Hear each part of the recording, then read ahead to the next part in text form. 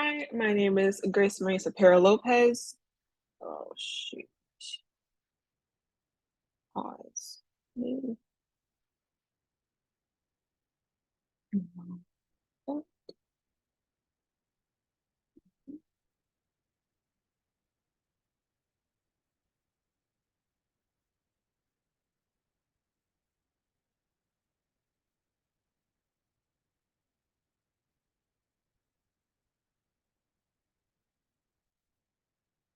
Okay.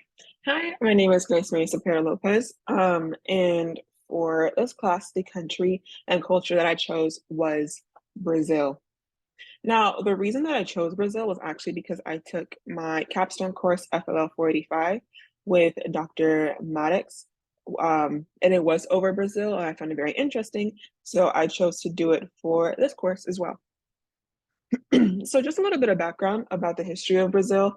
It was officially discovered in the year 1500 by Portuguese explorer Pedro Álvares Cabral. The Tupinamba, or the Tupi people, were the first indigenous group to make contact with the Portuguese. They were along the Atlantic coast. And uh, Brazil actually gained independence from the Kingdom of Portugal in 1822 by Prince Regent Dom Pedro, and it was the last country in the Americas to abolish slavery in the year 1888. The modern demographics of Brazil are quite varied, very mixed, just as you would see in the United States. The population is 214.5 million. It is very culturally diverse. It is home to the largest African and Japanese diasporas in the world. As far as African groups, I believe it is the largest diaspora and the largest population of African people or Afro-descendant people in general after Nigeria.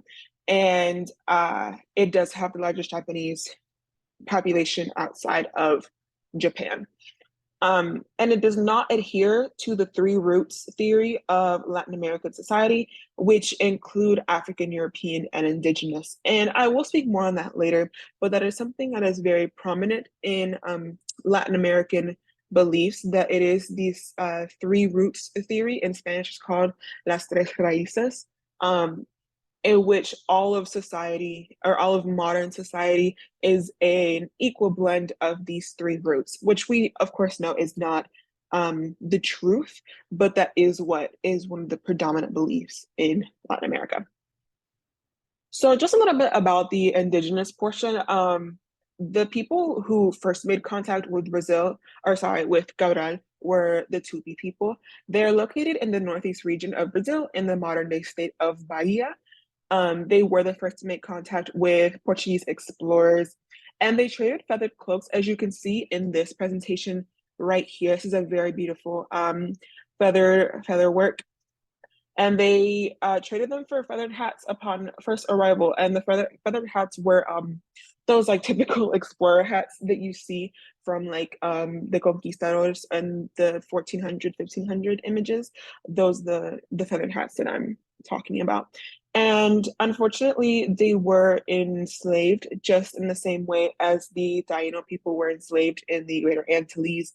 Um, and they were used for labor where when the demand was for Brazil wood, which is a rich, deep red timber that the sap was being used for dye work. The reason why Brazil wood was so prominent and why the Portuguese merchants and settlers have wanted it so badly is because there was another dye uh, from a tree called sapan wood, but sapan wood is from India, and so the cost to ship it from India and the Indian subcontinent in general to um, Spain and the Iberian Peninsula, that was very expensive. So the Portuguese decided that it would be much cheaper instead to make the 2 month journey to Brazil, harvest it, and bring it back in order to use the sap for dye work. And as you can see, this is actually the same sap that was used in this feather work. So this sap was already used, or this dye was already used by the Tupi people, but it was just exploited under Portuguese exploration. So here we see this is an image of Pedro Alvarez Cabral. He was under the Portuguese crown. In 1500, this was 8 years after the first journey done by Christopher Columbus, Cristobal Colon under the Spanish crown. The Portuguese wanted something very similar, so they set out as well. So Pedro Alvarez Cabral lived in 1500, and they initially set up small temporary posts in Brazil rather than the large settlements of the Spanish or French crowns. That's something actually that makes them a little bit different because that also meant that there weren't Portuguese women in Brazil. And because of this, a lot of the people who, if they decided to settle in Brazil, if they decided to live permanently in Brazil, and they didn't have any wives or families back home, they would instead marry indigenous women or enslaved African women and live with their families in Brazil. And they did replace the Tupi laborers with enslaved Africans starting in 1530.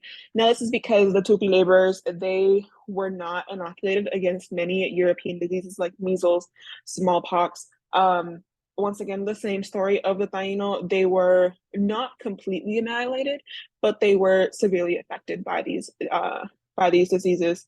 So the Portuguese had actually already been in talks with the or in using enslaved Africans for around half a century by this point. But it wasn't as prominent until they arrived in Brazil. And I'll talk about that more here. So this is where the root of the transatlantic slave trade started. So the transatlantic slave trade was actually a three-pronged approach to moving products around the world. So you would have manufactured goods coming from Europe, so Portugal, Spain, Britain. They would go into Africa. They would be sold to West and Central African leaders in order to be exchanged for captives so that could do labor. And then these captives were taken to the Americas in what is known as the Middle Passage. These captives would stop in the Caribbean. They would be sold off to wherever they went. Now, they would be stopped in the Caribbean if they were heading towards Central or North America. Sometimes they just went directly to Brazil, as you can see here in this part of the image. And then the last leg of the transatlantic slave trade was from the Americas back to Europe. This is the raw goods that we were talking about, like Brazil wood, the sap, the timber, cotton in North America. Later on in Brazil, the coffee trade became its major export. That was in the 19th century, in the 1800s. And by that point, they did have an issue where by 1888, a princess, a Portuguese prince, no, I'm sorry, a Brazilian princess, she signed the Emancipation of Slavery, which meant that to find a cheap labor force, they had to outsource. And so they outsourced to, believe it or not, the Japanese. The Japanese were actually going through their own major revolution at the time.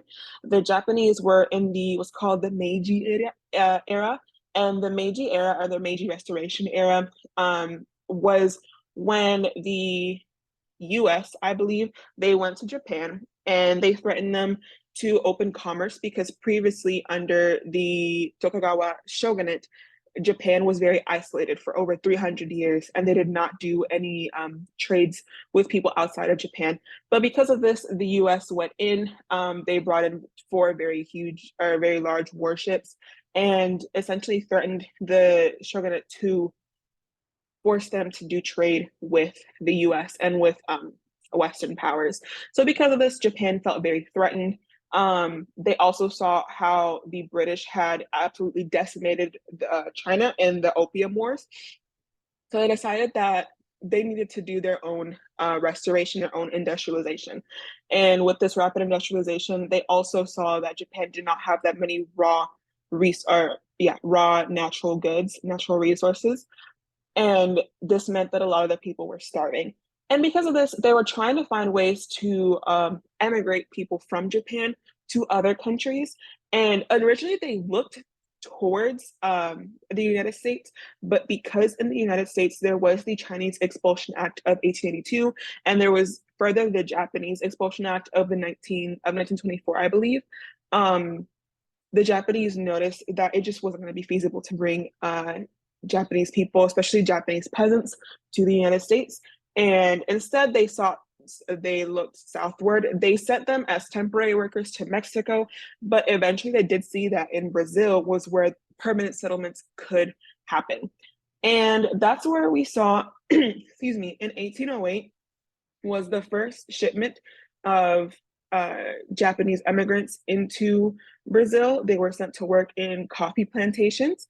And between the years of 1882 and 1941, there were 200,000 laborers sent to solve their population crisis and build international relations.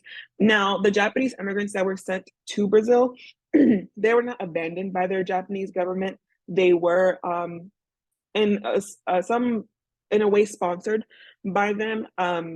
Originally, they met terrible work conditions, very harsh work environments. They didn't have the same food, the same customs. That was a very big cultural shock in coming to Brazil. And many Japanese people actually fled their plantations, but the Japanese government stepped in and they made political relations with Brazil in order to accommodate for fair work conditions. So they were not abandoned and they were in fact sponsored in a sense, but it did help the Japanese efforts back home. In fact, there's posters. I didn't include them in this presentation, but I learned about them in my previous class. There were posters set up during the Meiji era, all the way up until World War II, which was a different Japanese era, excuse me, or a Japanese imperial era, where they would have posters up of people who were moving to Brazil, and they would encourage Japanese peasants to move as well if they could. So yeah, that was a little bit over Japanese immigration to Brazil. And this is kind of what we can see in modern day Brazil. One of the biggest things that I think put Brazil back on the international stage, especially after their second dictatorship that ended in the 1980s, was Michael Jackson's They Don't Care About Us music video in 1996. This was shot in Salvador, Brazil. This song was very important because in the 1990s, the US was going through what not its first bout of police brutality, but certainly one of the most notable ones, especially with the Rodney King riots in LA. And so Michael Jackson, of course, made a song called They Don't Care About Us, where they talk about the plight of Black people in the United States. But another version was actually shot in Brazil because Brazil was going through the same thing. As we said, Brazil had the largest Black population outside of Africa. So they also face a lot of the same trials and tribulations that they saw in the United States. This is what's called, or this town that was shot in was called a favela. A favela is a poor neighborhood, essentially, but a very urbanized poor neighborhood. And yeah, that's what we can see more of modern day Brazil and how its historical racial demographics have kind of bled into today. This was the 2014 FIFA World Cup. It was hosted by Brazil in Rio de Janeiro. One of the big controversies around the 2014 FIFA World Cup and, of course, the 2016 Summer Olympics of Rio were that these grand stadiums were built for these occasions and then just completely abandoned. These two events, but especially the World Cup, they use a lot of taxpayer money. They also did use private investors, but they use a lot of public taxpayer money to build these stadiums with the promise that they would be used for other public events. But as it stands, all of these stadiums are virtually unused. They're abandoned. Olympic Village, East Village in Rio de Janeiro, it has been abandoned where it was supposed to be luxury housing for people in the area. So as we can see, yeah, but yeah, this is a very big sporting event. Soccer or football is the largest sport in Brazil. It's very iconic to see them in their yellow jerseys with the green words Brazil on their shirt. And then let's just talk a little bit more about the natural aspects of Brazil. This is an image of a wildfire in the Amazon, and the Amazon is the world's largest forest, and it is located in South America. The Amazon, the reason that I chose this image in specific was because in 2019, 2020, there were these huge wildfires that broke out in the Amazon because of uncontained fires. Now, in the agricultural sector, there are what's called controlled fires, which is done every season to make sure that old timber is uh, destroyed to make place for new um, farming. But the issue is here that it was not controlled, and it put Brazil once again in national headlines because the president at the time, who is now the sitting president, but he was just elected out of office, Jair Bolsonaro. Um, he did not do much publicly to stop the deforestation occurring because of these wildfires. And then the last thing that I want to talk about is one of the seven wonders of the world. It is located in Rio de Janeiro. It's one of the iconic things that you see flying into Rio. It is Christ the Redeemer. And it's whenever you see anything about Brazil, this is just the first thing that comes up. Brazil is a predominantly Catholic country. It always has been ever since colonial times. And I thought it was just very important to mention that this is a very big thing in Brazil, the Catholic faith. And that's it. Thank you for listening to my presentation.